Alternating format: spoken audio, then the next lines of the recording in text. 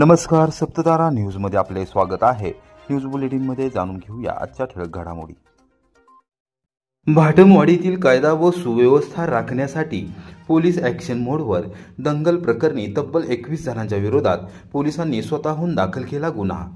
सातारा लातूर राष्ट्रीय महामार्गावर कोरेगाव शहरापासून अवघ्या 8 किलोमीटर अंतरावर असलेल्या भाटमवाडी येथे गेले काही दिवसांपासून तणावपूर्ण परिस्थिती आहे।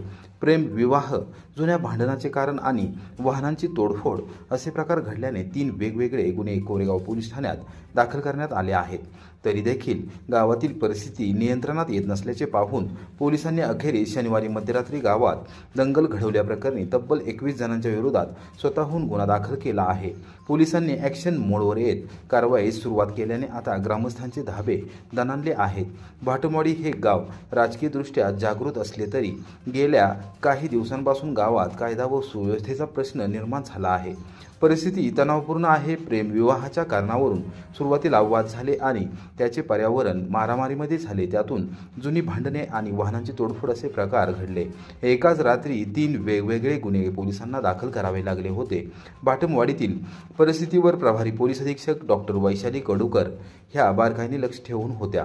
त्यांनी तिन्ही गुन्ह्यांचा सखोल अभ्यास केल्यानंतर गावात आणि पंचक्रोशीत कायदा व सुव्यवस्था अबाधित राहिली पाहिजे, त्याचबरोबर दंगल घडवणाऱ्यांना कडक शासन झाले पाहिजे या दृष्टिकोनातून त्यांनी उपविभागीय पोलीस अधिकारी सोनाली कदम आणि पोलीस निरीक्षक घनश्याम बल्लाळ यांना कडक कारवाई करण्याच्या सूचना दिल्या होत्या।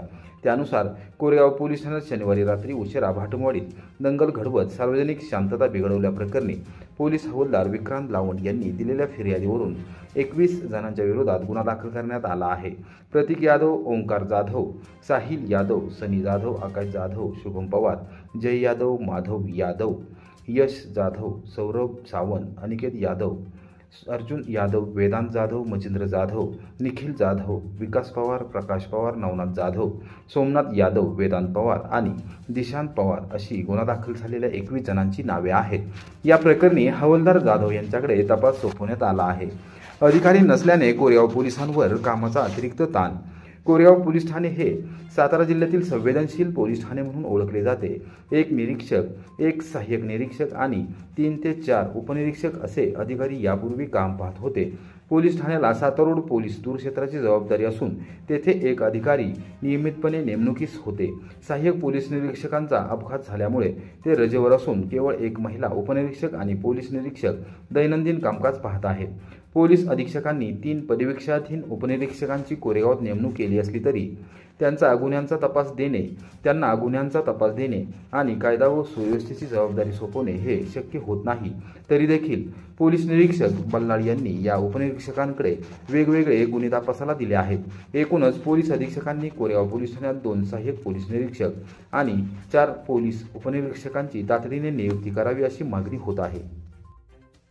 रहमतपूरमध्ये रोकडेश्वराचा गाभारा चांदीने मडवण्याचे काम सुरू। सूर्यकांत माने यांच्याकडून 3 किलो चांदी अर्पण।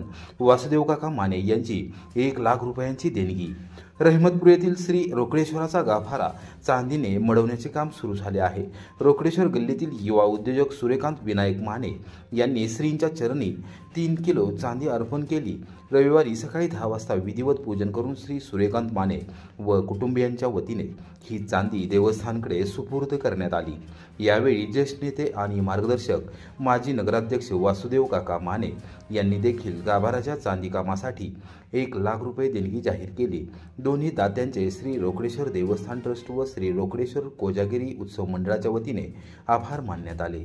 यावेळी धन्यकुमार गोरेगावकर, कोरेगाव कृषी उत्पन्न बाजार समितीचे संचालक हिम्मत माने, बाळासाहेब बर्गे, माजी नगरसेवक उमेश लवंगारे, विलास गरवारे, शेखर माने, दिनेश शाळगावकर, विक्रम माने, उत्कर्ष माने व नागरिक उपस्थित होते।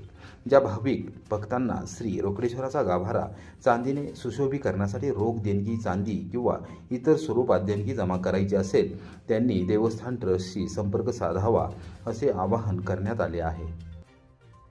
ज्ञानेश्वरी पारायण सोहळ्यामुळे दौलतनगरला आले प्रति पंढरपूरचे स्वरूप। दीपोत्सव कार्यक्रमाने डोळ्यांचे पारणे फेडले।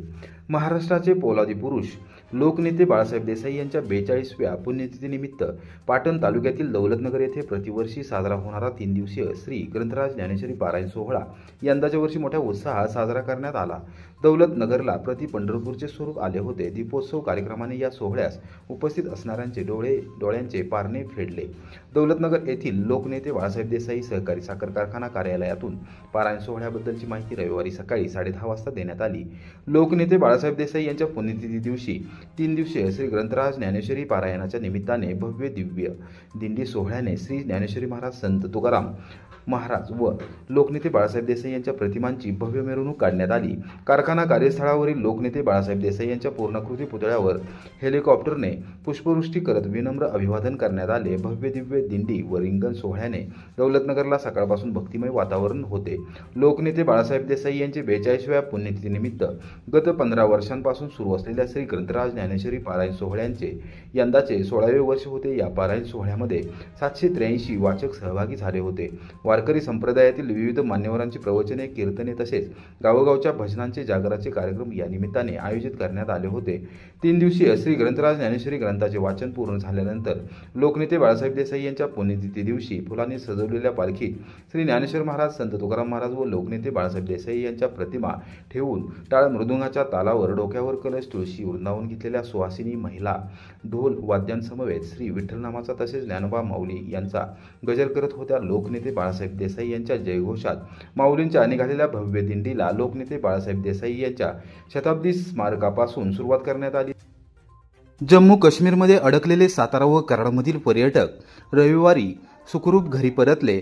जम्मू काश्मीरमध्ये अडकलेले सातारा व कराडमधील पर्यटक रविवारी सुखरूप परतले।